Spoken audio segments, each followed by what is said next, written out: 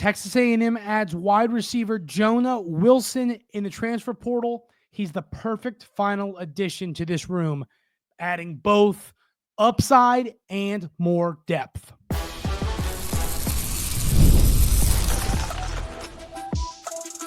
You are Locked On Aggies, your daily podcast on the Texas A&M Aggies, part of the Locked On Podcast Network, your team every day.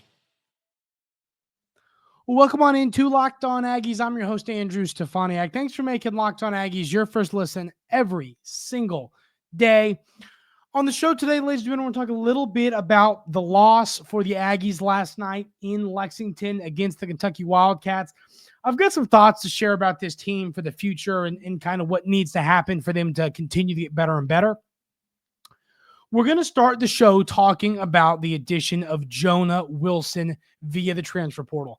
And, I mean, the wide receiver position so far in the portal, the job that Coach Elko, Coach Wiggins, and this program has done adding at the wide receiver position has been elite.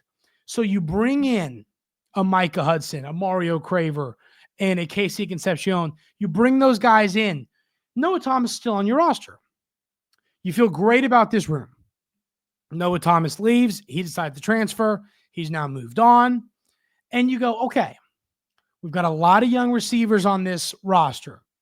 We feel we're pretty good, but are we good enough? Are we elite? And I think that was the question.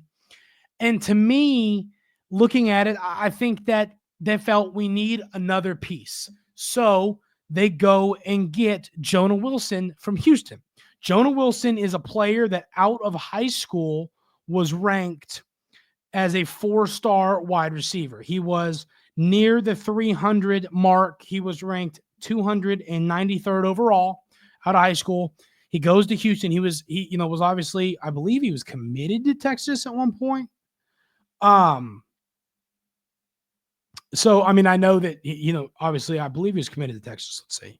Yes, he was committed to Texas at one point, but I mean, he had some solid offers. Ohio State, Purdue, Baylor, Arkansas, LSU, Texas A&M was obviously interested. So, a lot of players were in on Jonah Wilson, and he goes to Houston, and in 2023, he gets hurt.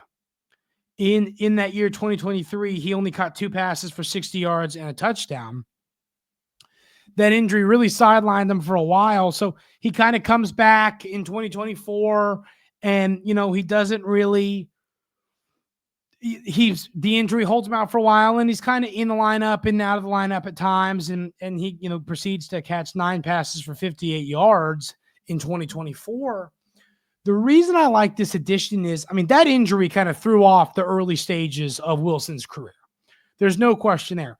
I think he's a player that still has upside, but you got to see him fully get healthy from that injury.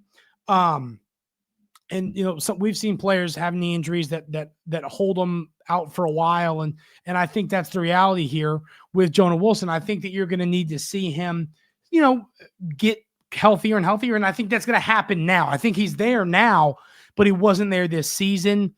And I mean, Houston was a team top to bottom. I mean, they had like 1,800 passing yards in the entire season. Yeah. Like they literally had 1,800 total passing yards. Not a single receiver was over 450 yards. I mean, you had 9 receiving touchdowns. This team was very bad, as we know. So, it doesn't come as much of a surprise that the season wasn't all that good for Jonah Wilson. But I think that this year you're going to see him be a lot better for the Aggies. I mean, I think that what I like, once again, this is a player with 3 more years of eligibility in Jonah Wilson. Your room now is made up of KC Concepcion, multiple years of eligibility left. Mario Craver, multiple years of eligibility left. Micah Hudson, multiple years of eligibility left. Now, also you add in Wilson, plus all the young guys that you already have in this room that we think can play a role as well. But I mean, looking at just your transfers in this room, it's hard to not look at this Texas A&M wide receiver room right now and not get excited about the direction it's going. I mean, we discussed it. I think that the Texas A&M wide receiver room was not good this year. You brought in pieces in the portal in Jabri Barber, Cyrus Allen that we expected to be good. And, Noah Thomas, I mean, he had some shining moments, but at the end of the day, I don't think he ended up being as good as we would have hoped this year. So, I mean, I think that kind of looking at this room for the future, it's hard to not be excited compared to what you had last year. Because last year, I think you had more proven veteran receivers in the portal. This year, you have upside guys.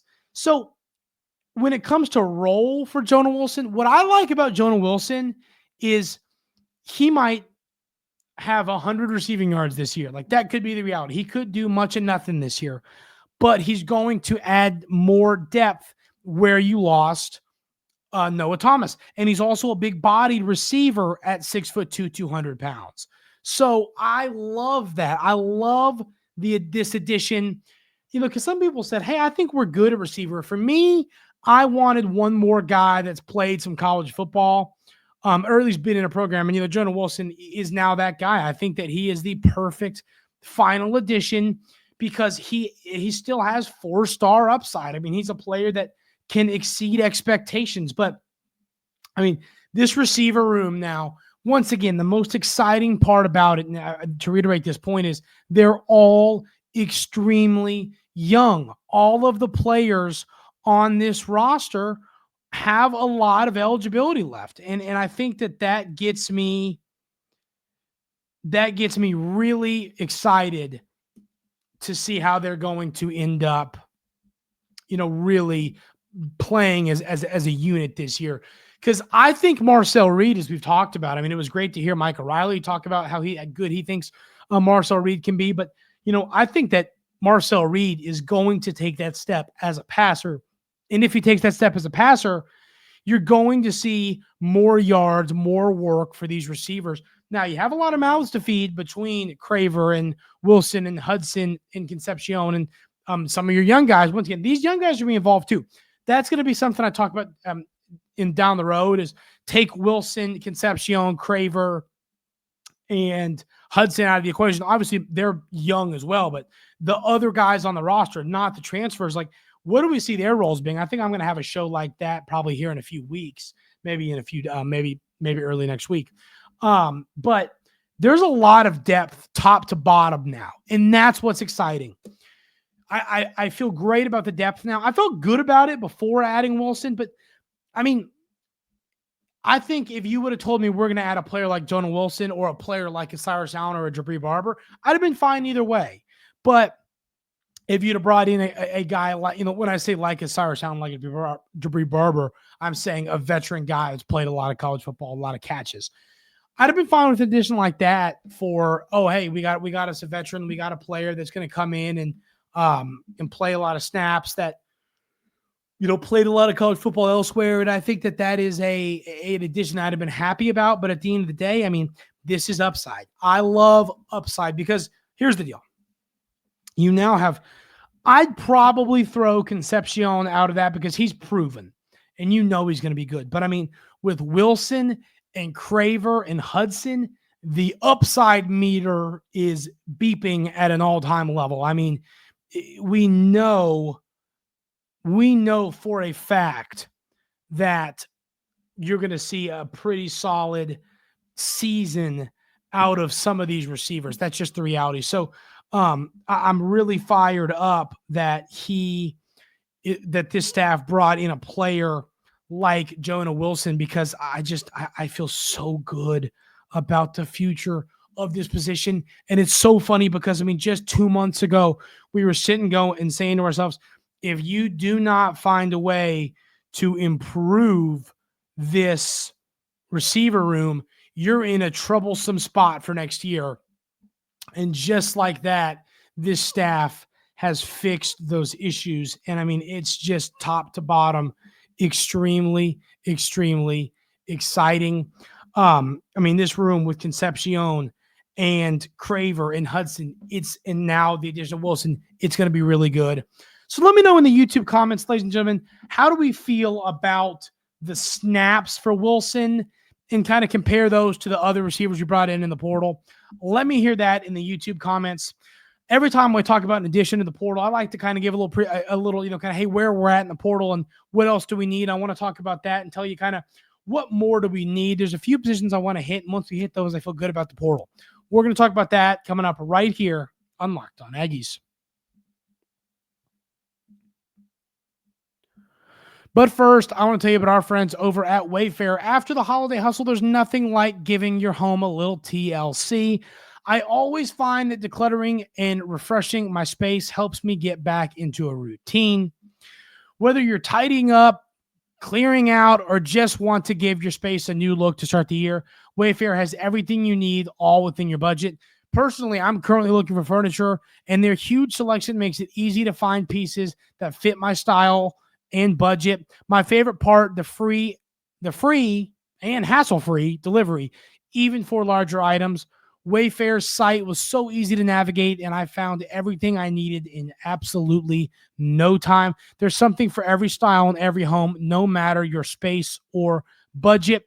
Give your home a refresh it needs with Wayfair. Head to wayfair.com right now. That's WAYFAIR.com. Wayfair, every style, every home.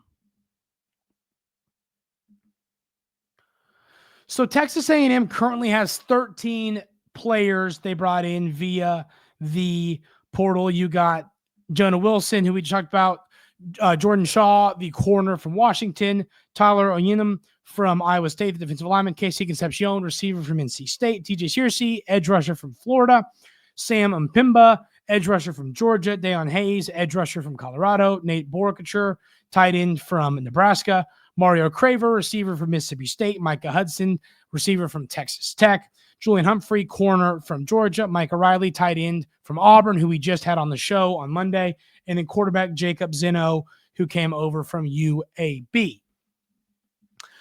I think that this room, we got to remember our most important needs in the offseason were some new players in the defensive line room and some players in the receiver room. We just got done talking about your new addition in the receiver room, so you feel pretty good about that. Also got done talking a little bit about these defensive linemen a lot last week. You've done a good job adding at those positions. Still think you need more interior defensive linemen.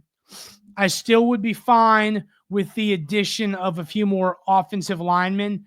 I think that offensive line, to me, I think we can all agree that we need some more defensive linemen on the interior. Feel good about the edge rushers now.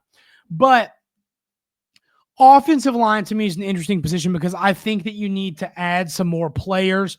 You feel pretty good right now about where this unit is. And I think that depth is what you need. I think you need more depth. And I think that the staff's going to go find it. I don't think you need to go spend big offensive line money in the portal right now. But I mean, if you go get my favorite type of players to go get in the portal are the former forced, like a Sam Mpimba on the offensive line, a guy that was, pretty highly regarded out of high school, never really finds a home at their school and then hits the portal.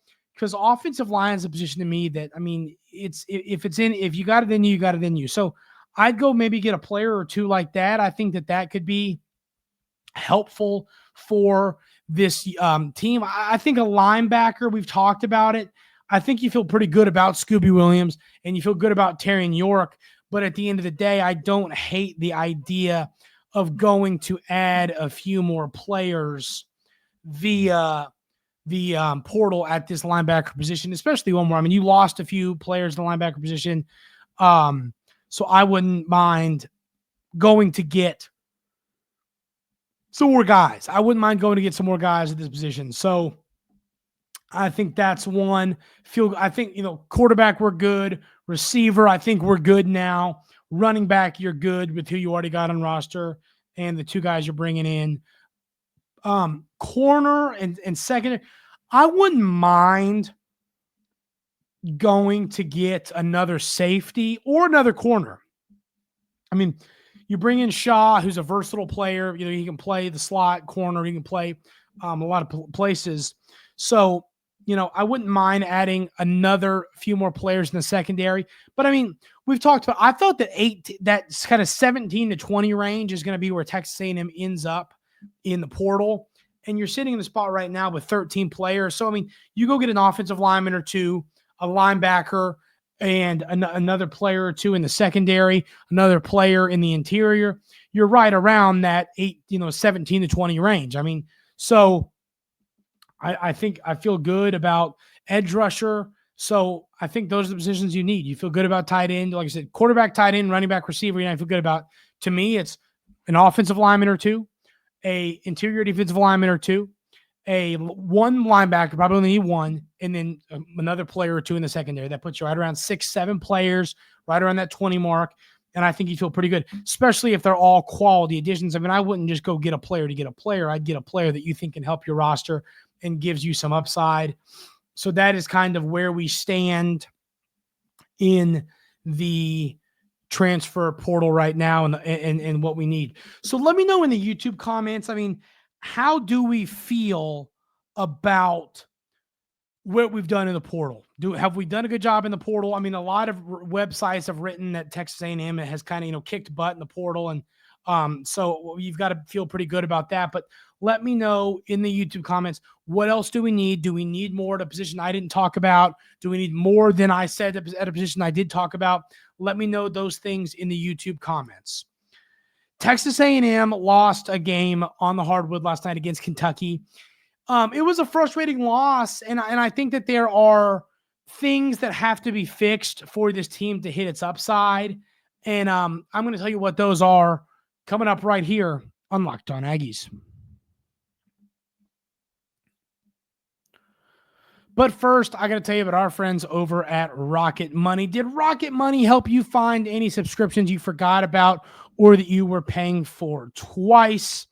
That definitely happened to me. I had a few subscriptions that I didn't even realize I was still paying for, and Rocket Money made it so easy to track them all down. It's like having a personal assistant for your finances.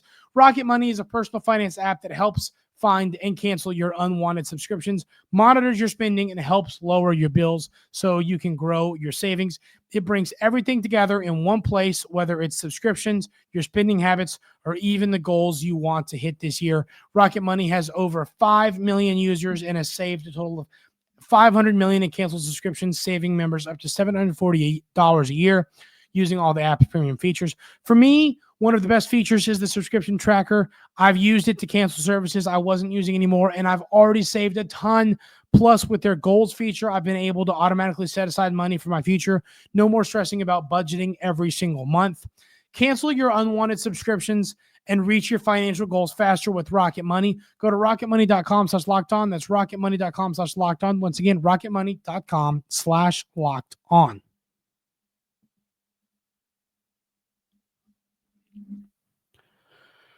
So I want to talk a little bit about this basketball game. Of course, the Aggies go on the road to Lexington to take on the Kentucky Wildcats, lose this game 69-81. And,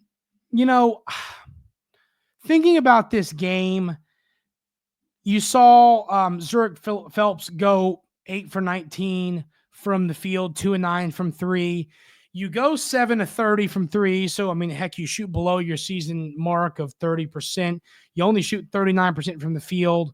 I was pretty happy. I talked about you're going to need some other players step up. And I think that for the most part, I was happy with how Payne stepped up and had 15 points. He also got dunked on. And I was at that game. And I'll tell you what, that arena, man, when that kid for Kentucky threw that dunk down, that was loud in there. But you get 12 points from Obaseki. You get 15 points from Payne. I, for the most part, was pretty happy with what you got from your kind of secondary players. But at the end of the day, like we talked about it when I broke this game down yesterday. If Texas A&M was going to win this game, they had to dominate the offensive glass. Kentucky has been, bad on defensive rebounding. We've seen teams all year long go against that Kentucky team and just dominate rebounding the ball, getting second chance points, knowing that Texas A&M is literally the best team in college basketball at offensive rebounding. That was the way they were going to win this game against Kentucky team that can shoot the ball well and scores a lot of points. So knowing that that Kentucky had one more offensive rebound than you did, and also had one